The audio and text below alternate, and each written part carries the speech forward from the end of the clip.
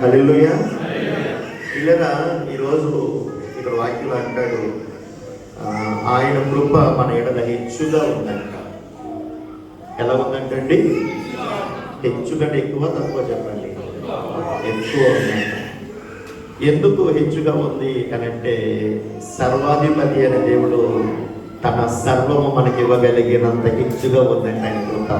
హల్లెలూయా. సర్వాధిపతి అనే దేవుడు తన సర్వము మన కొరకు ఇచ్చుట కొరకు ఇవ్వగలిగినంత హెచ్చైన కృప ఆయన యొక్క ఉన్నది. రెండోది, ఇందాక మన రిచర్డ్ శామ్యుల్ గారు చెబుతూ వచ్చారు, తన అమూల్యమైన స్వరక్తం ఇచ్చి మనల్ని విమోచించగలిగినంత హెచ్చైన కృప గలవాడంట ఆయన. హల్లెలూయా.